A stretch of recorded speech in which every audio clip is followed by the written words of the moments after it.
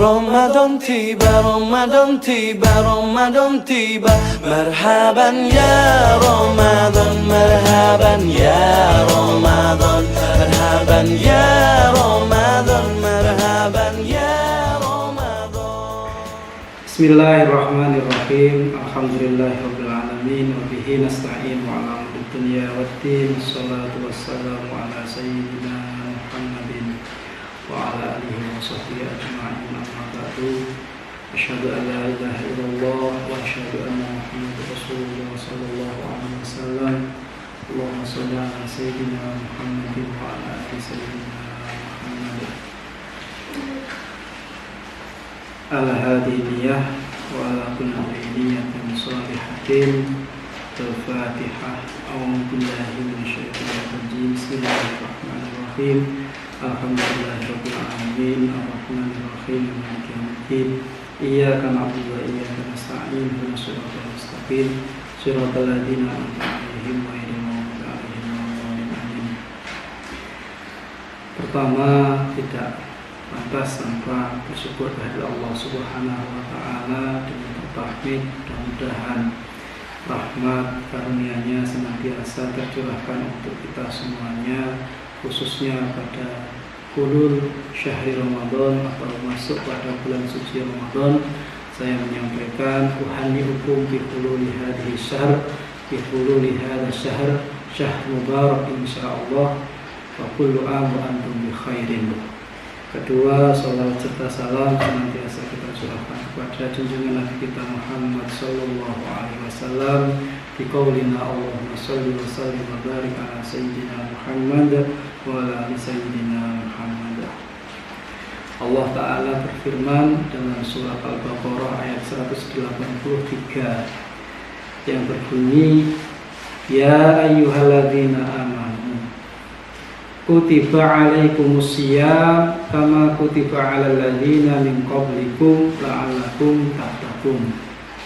Ya ayyuhalladzina amanu, hai orang-orang yang beriman, kutiba dan wajibake, diwajibkan, alaikum atas kamu semua, asyam utawi syam, puasa, kama kutiba sebagaimana diwajibkan alal ladzina min qablikum pada orang-orang yang sebelum kalian, la'allakum tattaqun, supaya kalian semua bertakwa. Yaitu saya ulang lagi adalah Quran surat Al-Baqarah ayat 183. Baik, ayat ini adalah petunjuk wajibnya kita melaksanakan puasa, yaitu salah satu rukun Islam yang diawali dengan syahadat, sholat, kemudian puasa, zakat, dan diakhiri dengan haji. Secara bahasa, puasa mempunyai masdar dari syam yang mempunyai makna menahan atau bersikap pasif atau mencegah diri dari sesuatu.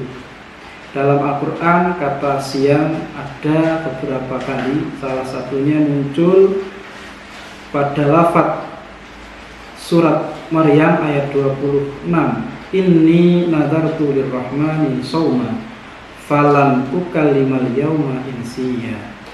Sesungguhnya aku telah bernadar berpuasa untuk Tuhan yang Maha Pemurah, maka aku tidak akan berbicara dengan seorang manusia pun pada hari ini. Sekali lagi, Quran surat Maryam ayat 26.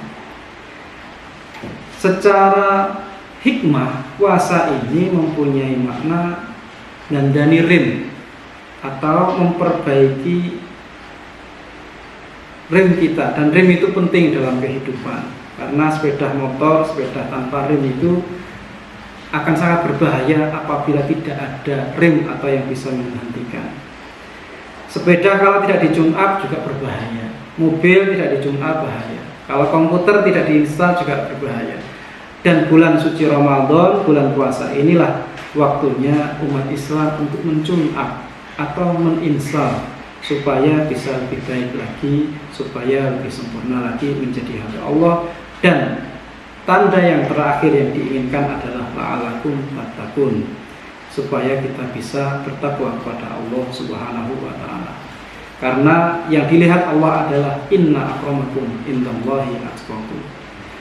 Baiklah yang mendengarkan, mudah-mudahan hal ini bermanfaat, karena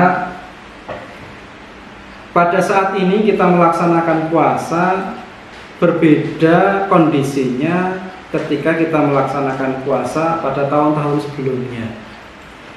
Tahun ini kita melaksanakan puasa dalam keadaan pandemi Covid atau wabah corona. Dan ini sudah ditetapkan oleh pemerintah bahwa corona ini betul-betul harus disikapi dengan baik selama melaksanakan atau selama dalam bulan suci Ramadan.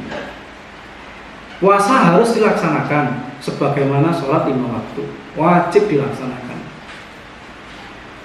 Hanya saja ada beberapa amaliyah yang sunnah itu yang memang digantikan atau dialihkan dengan sunnah yang lain, dikarenakan wabah corona ini sangat berbahaya apabila kita berkerumun jadi satu dan ada salah satu yang punya atau yang membawa virus sehingga bisa menyebarkan kepada yang lain. Sehingga pada bulan suci Ramadan tahun ini Allah istimewakan betul-betul puasa ini diniatkan betul-betul untuk memperbaiki diri sendiri, untuk menjadi orang-orang yang bertakwa, dimulai dari diri sendiri, keluarga, baru menyebar kepada masyarakat. Dan dalam dunia pendidikan, bahwa pendidikan itu yang pertama adalah wajib bagi siapa? Yang pertama adalah bagi orang tua.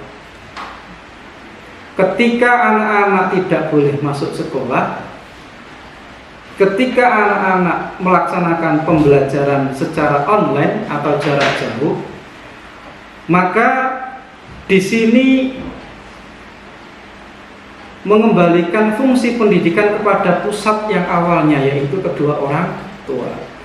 Karena yang wajib menjadikan tolak ukur anak itu harus belajar, karena tolakul ilmi faridatun ala kulli muslimin wa kulli muslimatin, ini adalah orang tua. Sekolah itu nomor 2. Sekolah, pondok pesantren, masyarakat itu adalah yang nomor 2. Yang pertama adalah orang tua. Karena ayat Al-Qur'annya berbunyi, ya ayyuhalladzina amanu qu anfusakum wa ahlikum nar. Wahai orang-orang yang beriman, qu anfusakum, jagalah dirimu sekalian, wa ahlikum, dan keluargamu sekalian, nar, dari api neraka. Jadi pertama yang diharuskan menjaga adalah diri kita, kemudian keluarga kita, dan keluarga itu yang menanggung pertama adalah seorang bapak dan seorang ibu. Maka pendidikan yang paling utama adalah dikembalikan lagi kepada orang tua. Ada istilah yang populer kita sebut, maka jadikanlah rumah itu sebagai surga, baiti jannati, rumahku adalah surgaku. Sehingga pendidikan dalam bulan suci Ramadan ini, khususnya yang ada di sekolah yang biasa melaksanakan pondok Ramadan, ini berada secara jarak jauh dan harus dipantau betul-betul oleh orang tuanya masing-masing, karena itu kewajiban orang tua. Kemudian termasuk dunia pendidikan ini juga, dalam hadis disampaikan bahwa hakul walidi liwaladihi an yuhsina ismahu wa an yu'allimahul kitabata wal qira'ata wasibahata wa alla yarzuqahu illa halalan wa an yuzawijahu idza atraq. Bahwa kewajiban orang tua kepada anak itu yang pertama adalah memberi nama yang baik. Nama itu sangat penting, karena nama itu adalah simbol. Jangan pernah meremehkan nama. Nama itu juga doa. Banyak orang yang gara-gara nama, gara-gara status itu penting. Nama itu sangat penting. Oleh karena itu kewajiban orang tua yang pertama adalah memberi status atau nama yang baik.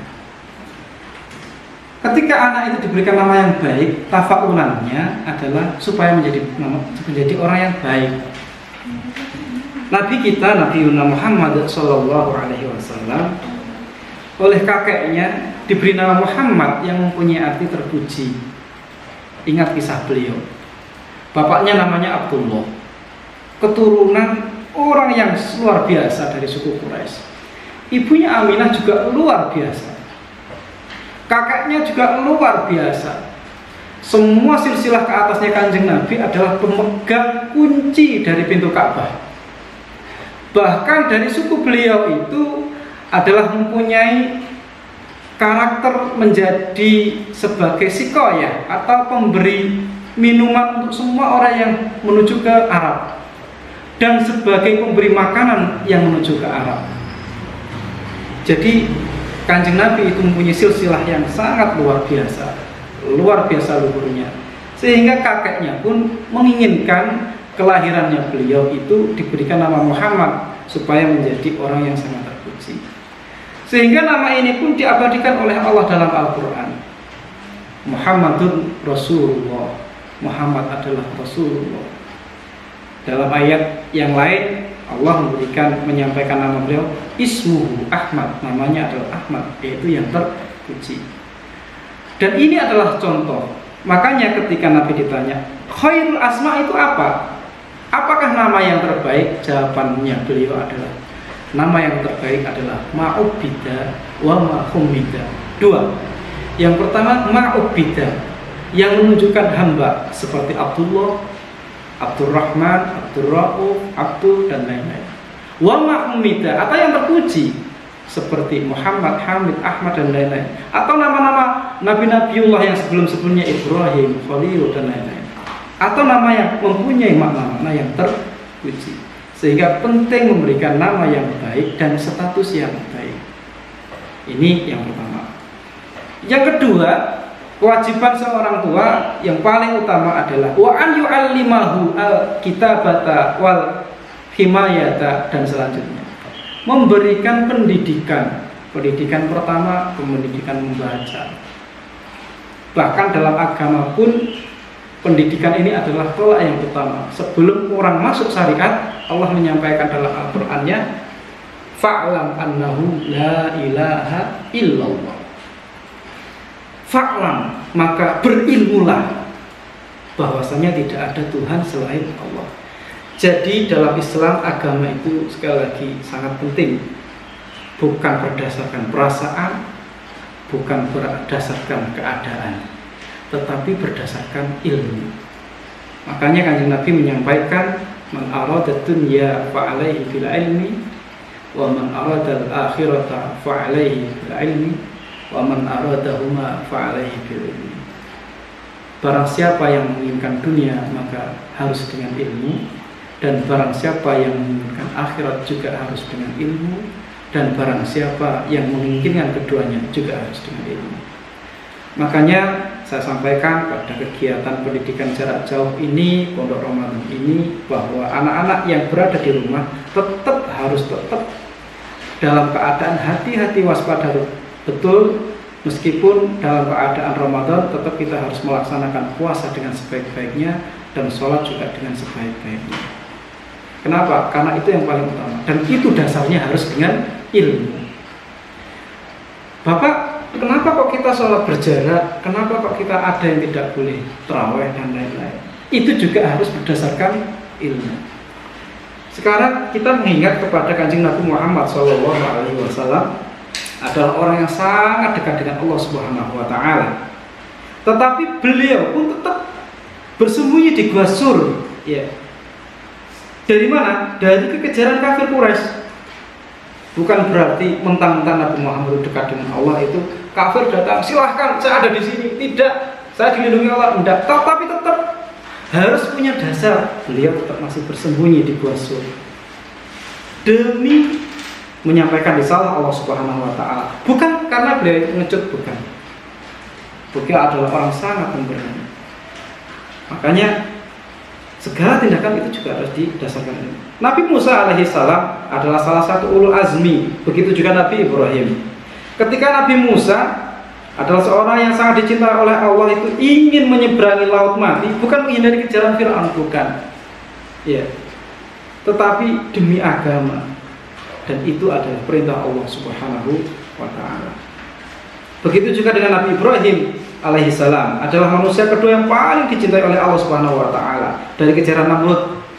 Beliau juga bukan karena takut kepada Namrud atau pengecut, tetapi kadang-kadang memang agama itu harus disampaikan dengan hikmah, dengan ilmu, bukan dengan yang lain. Untuk itu anak-anakku dan semuanya yang mendengarkan, bahwa sekali lagi ilmu itu sangat penting, dan ilmu itu pertama kali adalah tanggung jawab orang tua, bukan tanggung jawab dunia pendidikan ataupun masyarakat atau pondok pesantren. Maka orang tua wajib mendidik, meskipun jarak jauh tetap mendidik, ya, mendidik, menanyakan, mengawasi dan selanjutnya. Dan itu fungsi orang tua adalah fungsi yang paling utama, karena 80% yakin itu dari orang tua. Anak-anak yang hafiz kebanyakan adalah dari orang tuanya. Yang jelas kacang itu tidak jauh dari lanjarannya. Sekali lagi, kacang itu tidak jauh dari lanjarannya. Ketika ada lanjaran, maka kacang itu akan merambat lanjarannya itu. Karena juga perintah Allah, tunduk pada Allah. Tetapi kalau tidak ada lanjarannya, bagaimana? Ya sudah. Nah, seperti itu. Ada pepatah yang lain, buah jatuh tidak jauh dari pohonnya. Jadi demikian. Sehingga peran pendidikan di rumah yang harus dilakukan oleh orang tua itu jauh lebih utama daripada pendidikan yang berada di sekolah. Itu adalah kewajiban yang orang tua yang kedua. Makanya saya sampaikan, dalam keadaan COVID ini, marilah kita bersama-sama melaksanakan pendidikan kita, baik yang di rumah ataupun di sekolah. Kita sama-sama bersinergi bersama-sama dalam mendukung, salah satunya mendukung program pemerintah, juga program ulama dan umarok, juga untuk melaksanakan kegiatan pembelajaran. Jangan pernah patah semangat, tetap kita harus lanjutkan kegiatan pada bulan suci Ramadan, karena bulan ini luar biasa. Dan bulan ini luar biasa dikarenakan bulan ini diturunkan Al-Quran. Al-Quran itu menjadikan segala sesuatu luar biasa. Kemudian Nabi Muhammad itu menjadi luar biasa karena Al-Quran turun pada kanjeng Nabi Muhammad SAW. Dan malaikat itu yang paling luar biasa adalah yang menyampaikan Al-Quran, yaitu malaikat Jibril alaihissalam. Kemudian ada hari atau malam yang luar biasa, yaitu diturunkannya Al-Quran, yaitu yang disebut dengan Lailatul Qadar. Allah tidak main-main, karena bukan diganti 1000 malam, tetapi inna anzalnahu fi Lailatul Qadar wa ma adraka ma Lailatul Qadar. Lailatul Qadri khairun min alfi syahr, yaitu 1 malam itu lebih baik dibandingkan dengan 1000 bulan. Untuk itu anak-anak, pertama yang harus kita laksanakan, tetap sholat 5 waktu kita jaga. Kalaupun tidak bisa jamaah di masjid, tetap kita harus jamaah di rumah masing-masing.